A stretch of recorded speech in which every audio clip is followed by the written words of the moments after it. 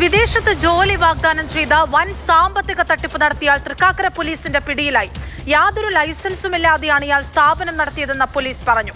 പാസ്പോർട്ടുകൾ ഉൾപ്പെടെ സ്ഥാപനത്തിൽ നിന്ന് പോലീസ് പിടിച്ചെടുത്തു.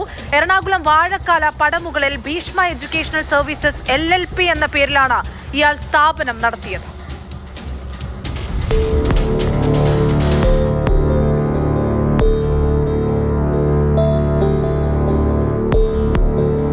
വിദേശ രാജ്യങ്ങളിലേക്ക് ജോലിക്ക് ആളുകളെ കൊണ്ടുപോകുന്നതിനായി കേന്ദ്ര സർക്കാരിൻ്റെയോ പ്രൊട്ടക്ടർ ഓഫ് എമിഗ്രൻസിൻ്റെയോ യാതൊരുവിധ ലൈസൻസുകളുമില്ലാതെ ഉദ്യോഗാർത്ഥികളിൽ നിന്ന് ലക്ഷക്കണക്കിന് രൂപ വാങ്ങി തട്ടിപ്പ് നടത്തുകയാണ് അറസ്റ്റിലായ ഇയാൾ ചെയ്തിരുന്നത്.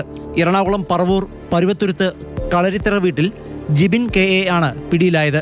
വാഴക്കാല പടമുകളിലായിരുന്നു ഭീഷ്മ എഡ്യൂക്കേഷണൽ സർവീസസ് LLP എന്ന സ്ഥാപനം പ്രവർത്തിച്ചിരുന്നത്. സ്ഥാപനത്തിനെതിരെ നിരവധി പരാതികൾ ലഭിച്ചിരുന്നു.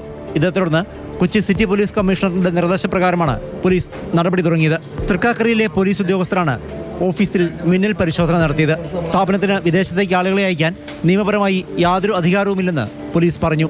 പോലീസ് പരിശോധനയിൽ ഉദ്യോഗാർത്ഥികളുമായി സ്ഥാപനം ഒപ്പിട്ട അഗ്രിമെന്റുകൾ, പണം കൈപ്പറ്റിയതിന്റെ രസീതുകൾ, ഉദ്യോഗാർത്ഥികളുടെ പാസ്പോർട്ടുകൾ, ലാപ്ടോപ്പുകൾ, മൊബൈൽ ഫോണുകൾ തുടങ്ങിയവയെല്ലാം പിടിച്ചെടുത്തിട്ടുണ്ട്.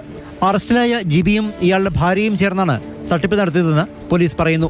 ഏതാണ്ട് 95 പേരെ വിദേശത്തേക്ക് കൊണ്ടുപോകാമെന്ന് വിശ്വസിപ്പിച്ച് ഇയാളും ഭാര്യയും ചേർന്ന് ലക്ഷക്കണക്കിന് രൂപ തട്ടിയെടുത്തതായാണ് പോലീസിന്റെ പ്രാഥമിക നിഗമനം. ഉദ്യോഗാർത്ഥികളിൽ നിന്ന് സമാഹരിച്ച പണം ഹൈദരാബാദ് ആസ്ഥാനമായി പ്രവർത്തിക്കുന്ന ജോയ് ഓവർസീസ് എന്ന സ്ഥാപനത്തിലെ 2 പേർക്ക് കൈമാറിയതായി പ്രതി പോലീസിനോട് സമ്മതിച്ചു. ഹൈദരാബാദിലെ ഈ സ്ഥാപനത്തിനും വിദേശത്തേക്ക് ആളുകളെ കയറ്റി അയക്കാൻ നിയമപരമായി അധികാരമില്ലെന്നാണ് പോലീസ് പറഞ്ഞത്.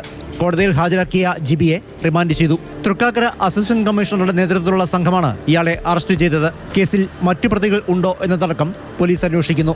ഹൈദരാബാദിലെ സ്ഥാപനത്തിന്റെ പേരിൽ പണം കൈപ്പറ്റിയ 2 വ്യക്തികൾക്കെതിരെയും അന്വേഷണം ഊർജിതമാക്കിയിട്ടുണ്ട്.